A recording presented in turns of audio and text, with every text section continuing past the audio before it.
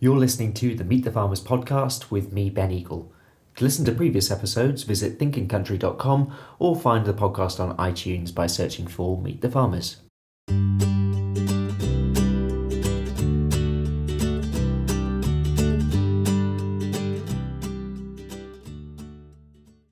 Hello and welcome to this episode of Meet the Farmers.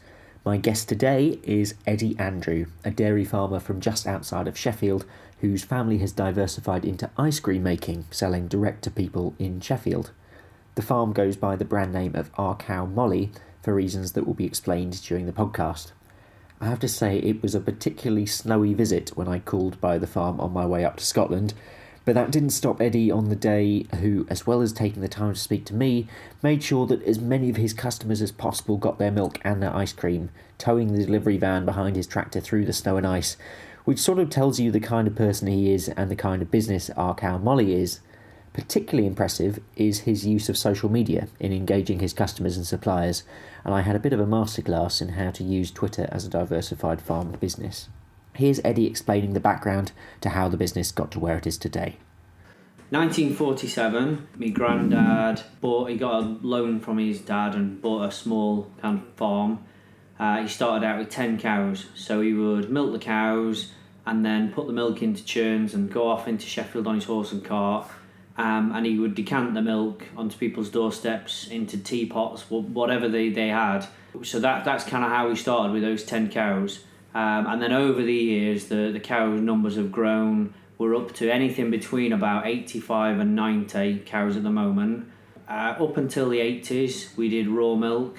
So all the milk came from the cows, unpasteurised, delivered to the customers in the quite tall bottles that had the quite big green lids on. In the 80s, we then put in a small pasteuriser, and then not long after that, an homogeniser as well. And then we offered pasteurised milk and raw milk as well. And we continue to do that in our little dairy right up until about 3 years ago. We built a newer dairy. In between that, in 2007, I wanted to come back to the farm with my wife because my mum and dad are working on the farm and my brother, but there wasn't really enough to do for me as well. So my dad had gone to a show. He'd seen that you can turn your milk into ice cream and it's worth more money. So we looked at getting an ice cream machine. So we spent a year looking into it. So 2007 we bought an ice cream machine, started making ice cream. 2009 we rebranded everything to be Our Cow Molly, the brand name of the ice cream. Where did that come from? From my dad. He had a slogan for one of the milk trucks, and it was "Don't put it in your trolley, buy it from Our Cow Molly." Okay. To try and make people think that actually you don't have to wait till your milk's second hand or third hand or fourth hand. You can actually get it direct from a dairy farmer, and you get a much fresher product and you know where it's come from. And people seem to really engage with that, the fact that it was our cow. Well, you own your own cow, so you must be a farmer. And then my brother-in-law did the branding in black, white and pink, so you immediately associate the colours of the cow. The Y on the molly has got a cow's tail on it, and it's a really, really, that really nice kind of branding. I would have said that's been one of the big successes, is that we kind of invested the time and the money in getting a good brand, because every day we're promoting that brand. So if it's not very recognisable or it's not very good, you're putting an awful lot of effort in, and it actually makes it kind of hard work. Yeah. Our old milk brand was Hector & Co, named after my granddad, and it had a cow on a hillside on the glass milk bottle with a cottage behind it, exactly the same as every single other milk bottle in the whole of the country. Yeah. And just said Hector & Co across the front. It was like there was one design done and you just fill in your farm name. And so it was quite a radical change to this kind of round Our Cow Molly logo with the bubble lettering. We were chatting a bit before we started recording about sort of the summer months and having queues of people outside holding their ice creams. Yeah, we're 4 miles from the heart of Sheffield city centre. So literally people just jump in their cars, they drive 4 miles, and you're pretty much kind of right on the outskirts of the Peak District. So you've come from the centre of a bustling town into like some beautiful picturesque countryside, and we've got a bright pink ice cream parlour in our yard and people will queue from the front of the counter across the yard, and I mean it's great because we have a couple of full-time people that work in the shop, and then in the summer a lot of the part-time people are just sons and daughters of local people. You know, they can just walk from their house. So we employ quite a lot of the youngsters from the village, and it's the first time they learn how to mop a floor when they come and work for us and stuff like that. So it's every summer I get to teach a new batch of people how to scoop ice cream and do things like that. So it's it's really good though. Yeah. Let's talk a bit about life before our cow Molly, both the farm here and a bit about yourself, if that's okay. Yep. After growing up here, you went away and you actually went down the agricultural engineering route. Tell me a bit more about that. Yeah, so when I was 16, I left the farm to go to Reseath College to study agricultural engineering, because actually at that time they didn't teach agriculture in Sheffield.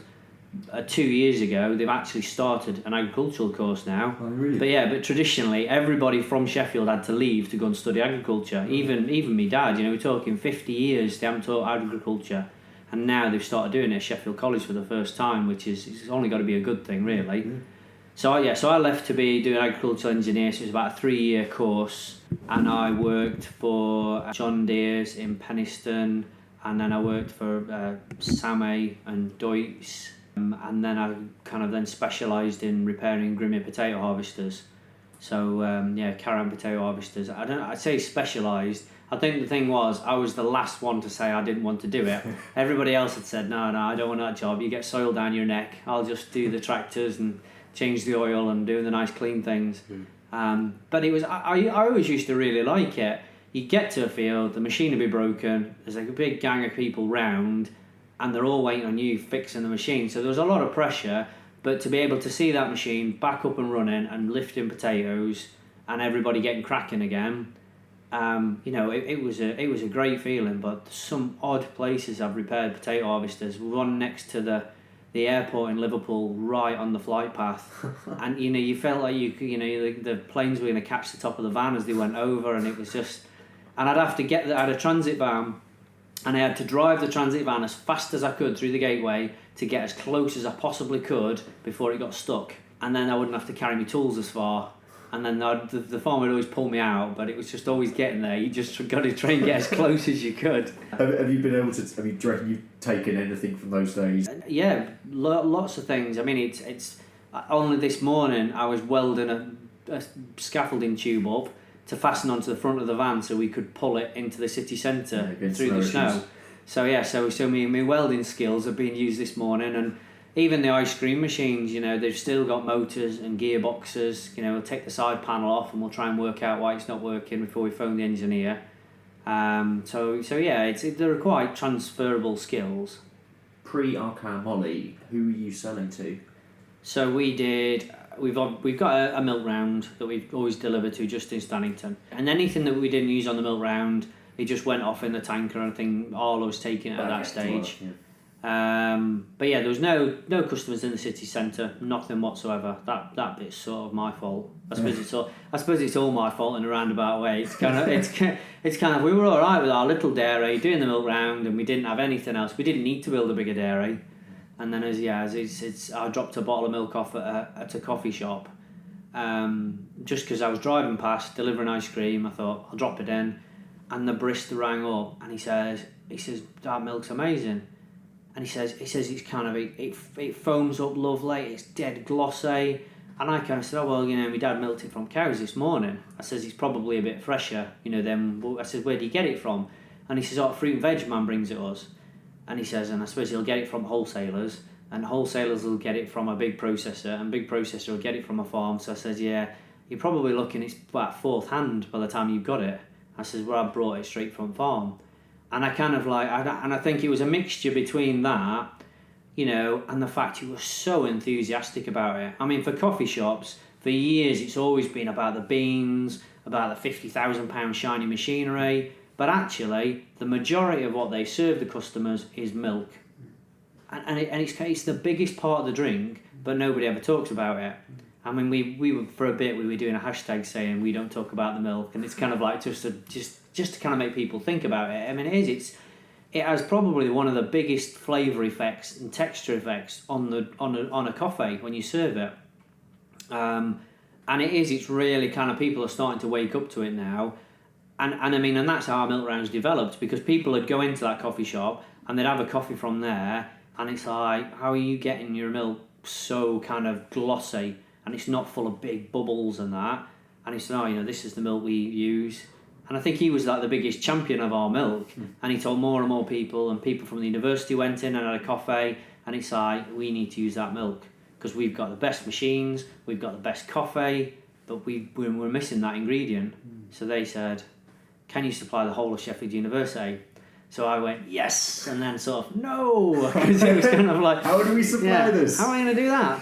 So yeah, I'm the one who comes home and go, this is the orders I've got, and Dan looks at it and goes, no. That's his first response. Usually things go, no. In the old dairy, my dad was milking the cows. The milk flowed down a pipe into the pasteuriser, through the pasteuriser into a little bulk tank, and then the bulk tank at the bottom had a pipe coming off of it with a hose with a clip, and we just opened the clip, filled a 2 litre bottle, shut the clip, did it again, filled the next 2 litre, literally filling the bottles one at once. So the milk was flowing from the cow into the carton non-stop, and then loaded on the van, and then the van had set off to go into Sheffield. And I put a video on Twitter about it saying, is this the freshest milk in the whole country? And then I got a phone call, a couple of days later from Countryfile, can Tom Heap come up and have a look at what you're doing? We don't believe anybody's getting milk within literally a few hours from a cow to a coffee shop. And I'd put like a video and said, look, this is milk of the cows, this is it in the van, this is me at the coffee shop. I can show you everything over social media. And I think we've been on Twitter sort of for 10 years now. And I think that's 10 years of being able to communicate exactly what we're doing. Yeah. You don't need to be kind of up here. You can actually watch on Twitter, see the video, see the photographs. I mean, it's like today I've been taking photographs of me pulling the van along in the snow. People know what we're up to. The image of the dairy sector generally and the image of milk has slightly been tarnished, let's say that, in recent years. Yeah. What do you think are the main reasons for that? The Daily Mirror. No, I'm joking. It's what we get is, we get people coming up on Open Farm Sunday, and is it true that you give your cows antibiotics every day? What paper did you read that in? And it's kind of like, is it true that you do this? Is it true that you do that? It's like, people don't get out onto farms to ask a farmer to find out the real answer. They'll read the headline in the paper, and then they'll talk to a friend about it, and then they talk to somebody else, and then slowly over time that becomes a fact. The regular use of antibiotics becomes what happens on farms because I read it in the paper, and they can't put it in the paper if it's not true. But actually, it's kind of, you don't get many farmers ringing the paper up and saying, actually that's not true, I want you to do a written apology. It's just gone out as a fact. And I think that's the same with a lot of things. You'll get, a lot of people talking about it, and they haven't been to a farm, they haven't seen how it is. They'll have read it in the paper, they'll have been influenced by other people, and that's what's made the decision. And they're just sharing something that actually they don't have first-hand knowledge of. We've had a lot of, vegans come and visit the farm, and I've showed them the cows and how the carbs are and what we do and why we do everything, and explained it to them, and it's nothing like what they thought it was. And you know what? It's their diet is their choice.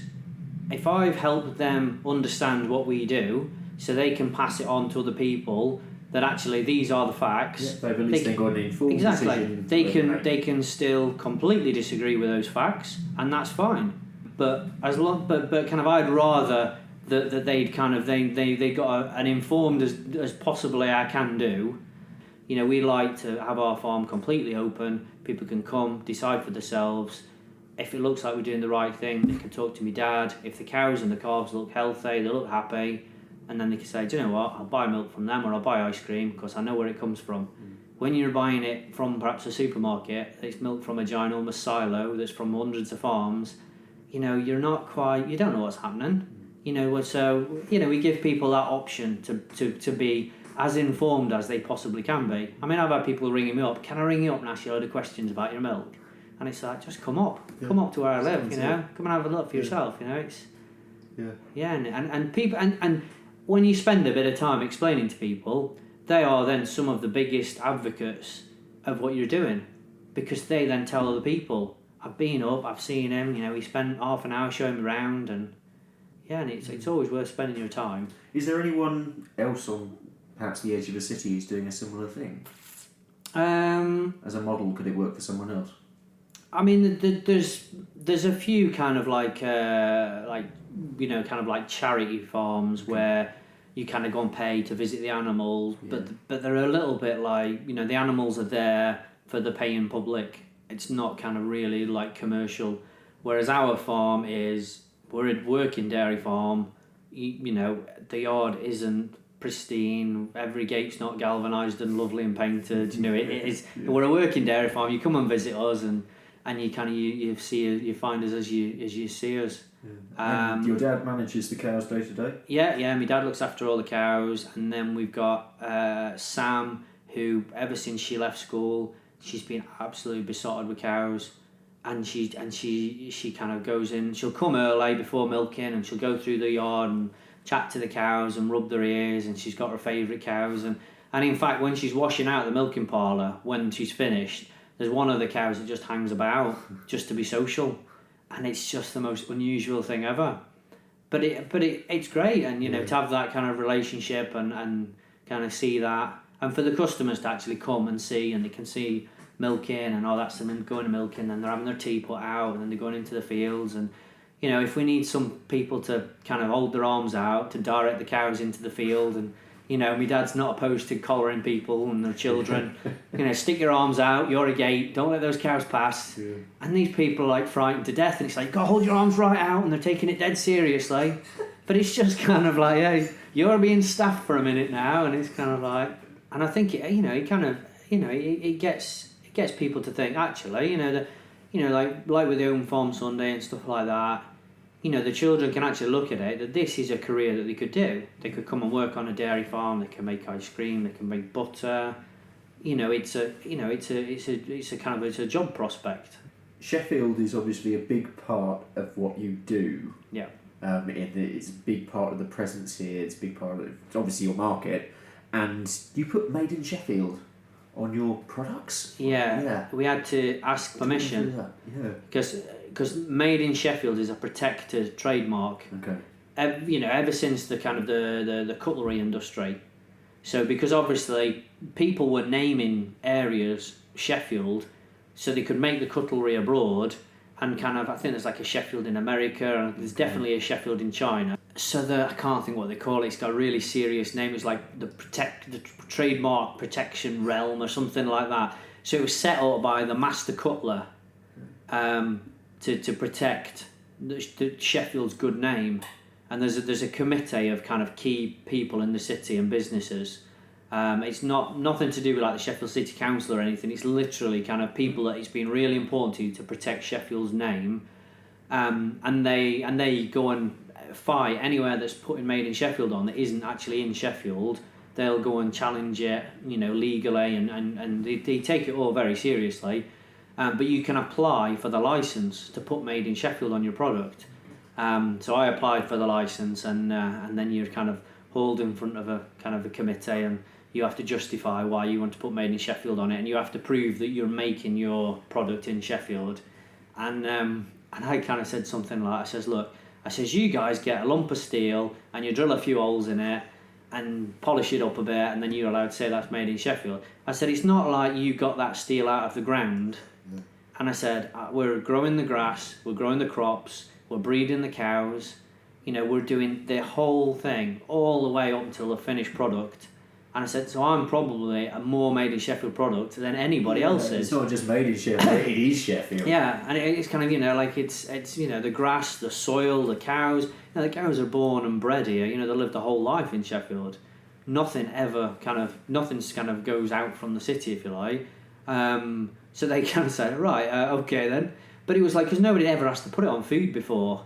I mean, it's now on, okay. There's a sausage manufacturer, puts it on their sausages, and there's a chutney manufacturer, and, there's quite a few food manufacturers. There's a chocolate one coming, where he's making chocolate from scratch from cocoa beans, and, Yeah, so it's not just Sheffield has a sort of growing food culture. Oh yeah. From the food point of view, it has a 3-day food festival now.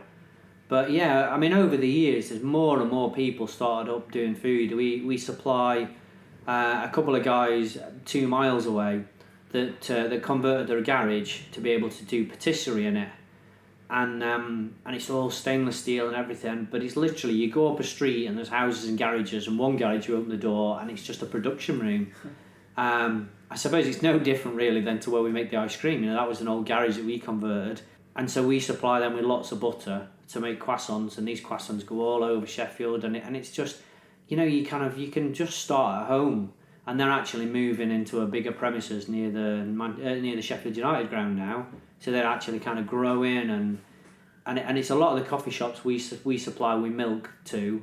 They have their croissants to go with the coffees, so it's kind of like, so our butter's kind of getting back matched up with our milk again with the coffees, and I mean, it's really good to see. I mean, there's a donut place we supply that uses our butter and cream for the donuts. So it's kind of there's about 110 places that rely on us getting to them today in the snow. Hence why we got the tractor. You got there, yeah. We're still getting there. While I'm sitting here, there's 2 vans merrily toddling around delivering all the milk. So I haven't had a phone call yet to say any of them are stuck. But usually once they've got down off the top of the hill down into the city centre, it's usually kind of slushy, really. What are your plans for the future, sort of in terms of growth here? November, we started to supply a lady in Kelham Island who's making the very first cheese in Sheffield. So we've been supplying her with quite a lot of milk. So that's quite an exciting thing, that our milk's going in to make cheese, because there's literally nobody in Sheffield making cheese. And she's making these beautiful little cheeses, and she's made herself a little kind of I suppose factory, but it's kind of, people think big massive things with towers. It's certainly not.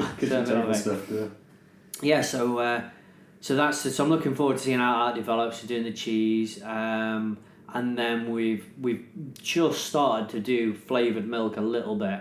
Actually, you look at the options for flavoured milk. I mean, in Sheffield, you've got around about 500,000 people in Sheffield, and not far off 100,000 of those are students. You've got Sheffield University and Hallam University, So, and we kind of looked at the flavoured milk, and it's all UHT, long life stuff.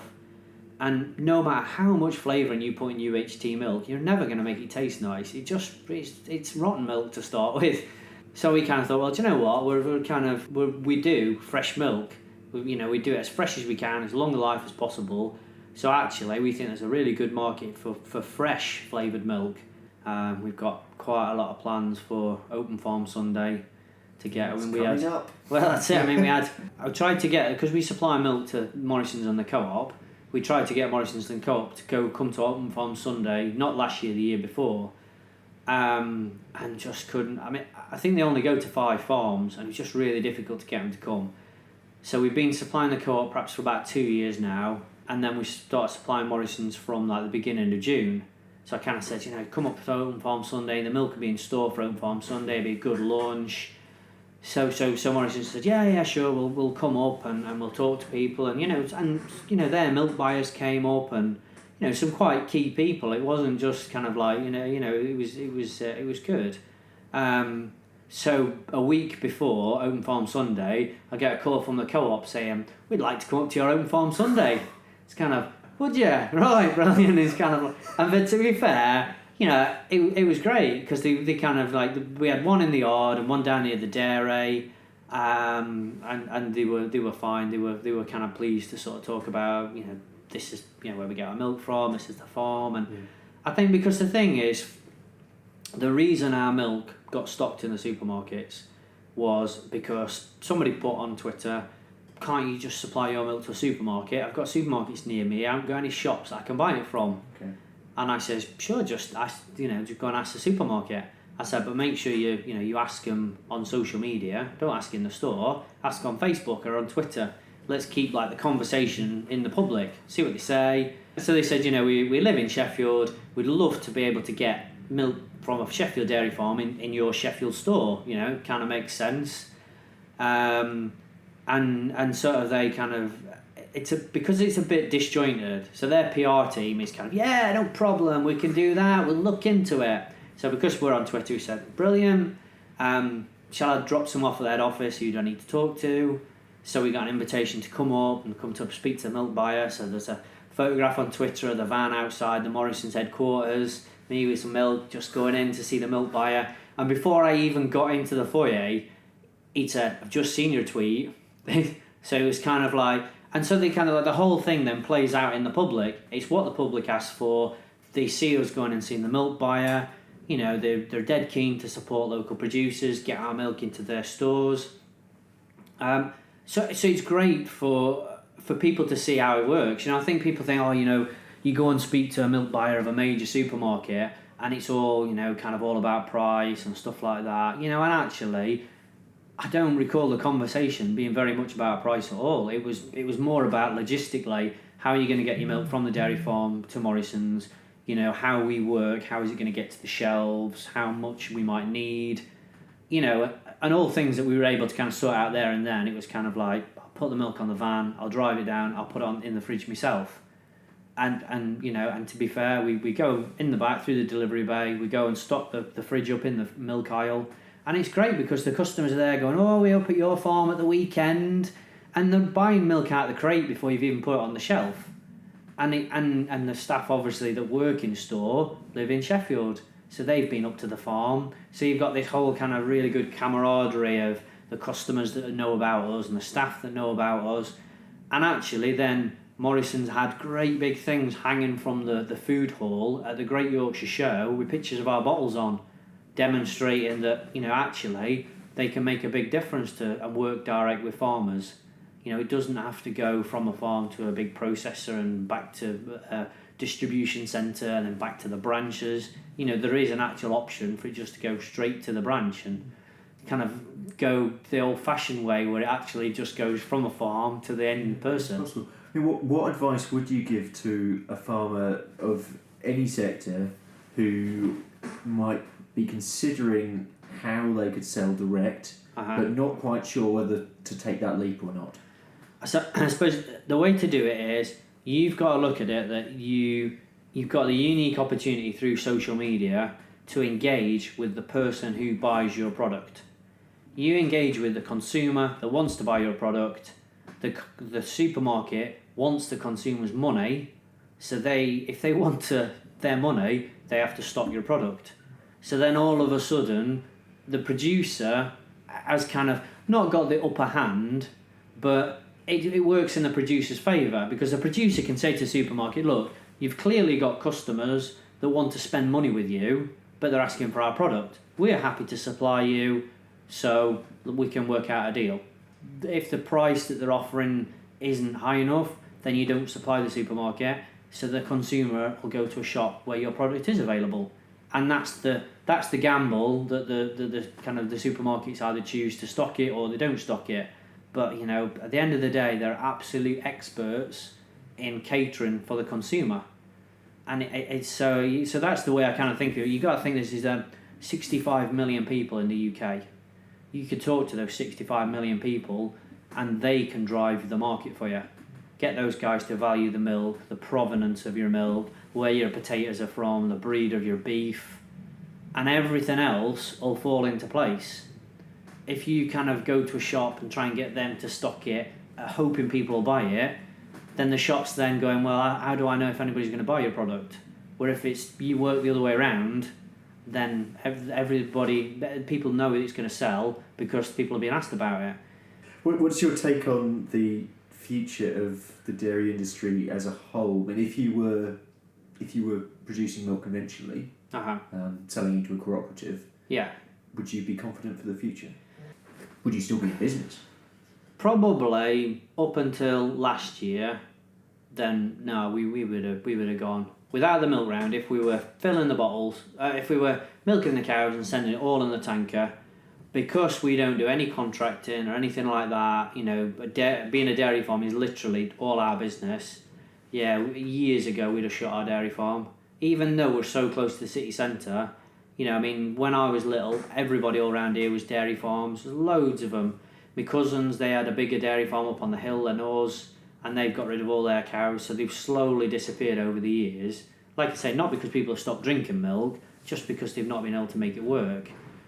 I mean, it's a bit more interesting now that you've obviously got, you know, I mean, they're offering kind of round doors. They were offering like 32 pence guaranteed for the next year, and that kind of tells me if you can guarantee that there's not much spare about, you know. And you'd got was it in September, the one of the key guys from Arla saying, oh, you know, there's going to be no butter for Christmas. And it's because the farmers aren't producing enough milk. Now, do you know what? If you're the processor and you're paying the farmers and the farmers can't make it work and they stop producing milk, you've only got yourself to blame. And I just thought it was a bit poor, really, for a farmer-owned organisation to kind of be quoted in the BBC as saying it's because the farmers aren't producing enough milk. And it was just disappointing. It sort of feels a little bit like the PR team are a bit disjointed from the farmers. You know, for example, when we did Open Farm Sunday, I'm being asked which cow's Bob. Which cow's Bob? We have Bob milk at home. Are they all girls and boys? Which one's girls, which one's boys? Do you know what I mean? Open Farm Sunday, I'm having to explain to people that they aren't male and female that produce milk. Because some marketing companies thought Bob milk was a good idea. You know, sure, it's best of both, but you look at the car and it says BOB in red, and that's what the kids see. So that kind of confused matters. And then they even had, you know, the milk for farmers. You know, you've got the Union Jack on, milk for farmers, 23 pence extra, goes to the farmers. It was a great success. People wanted to support the dairy farmers. They were on board with it. You know, and from the moment I saw that, I kind of looked at it and thought, well, hang on a minute. You know, they're a multi-nation cooperative. I can't see how a cooperative can keep that money in the UK. It gets shared fairly between everybody. So, you know, so kind of like, you know, not long after, all you see is in the press, I think even if you Google it now, milk for farmers, the top 3 hits on Google are all about actually hardly any of that money benefited UK farmers. So it's kind of like it's stuff like that. It's really frustrating because we're trying to get the image of dairy farming and milk, and it's been damaged by people thinking the male and female cows in the dairy herd, and then actually when they go to support a dairy farmer, they find out that not all their money was staying in the UK. I think they've actually addressed it and changed it now, and they're kind of then on to now that they do. Is that we 5 years ago they set up the free range dairy. Neil Darwin. So we kind of sat from the sidelines watching, thinking, you know, we graze our cows. It's kind of, you know, it is right. You know, we do free range, and then it was kind of you get your cows, they come, you have grazing records and all that, and you have to do it all right. And then you see on the supermarket, oh, you know, Arla is 130 days free range dairy. But actually, a lot of work had gone into working out that 180 days was achievable for an average farmer. And then not long after, that 130 days has jumped to 200 days. Because they obviously realised, hang on a minute, we've pitched below what's already there. So we're less free-range dairy than what was on the shelves. So now they've gone over 200. But actually, you know, there's farmers that supply Arla, that they don't keep any grazing records. So it's kind of like, and it's there again, it's kind of like there's like a disconnect between the marketing and actually what's happening down on the ground. It just makes it easier when they come and visit our farm because they can see what goes on. You know, we do the whole job lot, and yeah, you sort of feel like maybe their marketing team need to be getting onto farms a bit more often to sort of see what's happening. What do you do when you're not farming? In big dairy farming, you're always farming. Yeah, so. we go to Cornwall in the summer. Nice. So that's it, and we went for 2 years. We went for 2 weeks in the summer, sort of this year. I think it was like saying, right, because the thing is, you organise all the guys to be in and load the vans and the milk to go out and everything to work, and by the time you've spent a week organising that, being away for a week, and then come back to try and fix it and make sure it all went right, you know, actually, it's just as easy to be away for 2 weeks. It doesn't take any more organising, because then everybody's into it and they know what they're doing. But yeah, you've got to get far enough away from the farm that they can't go, can you just nip back? Yeah. So yeah, I know it's a bit extreme to go all the way down to Cornwall, but it's been kind of, making sure that we've got the staff that know what they're doing. So actually, I can kind of I don't need to be there just in case something might happen. It's Good. But we're on holiday here in the countryside on holiday. It's all how you view it, isn't it? What can you want? Yeah. And that was Eddie Andrew of Arkhow Molly near Sheffield. Thanks so much for listening to this episode of Meet the Farmers. Join me next time when I'll be talking to Tom Bradshaw. See you then.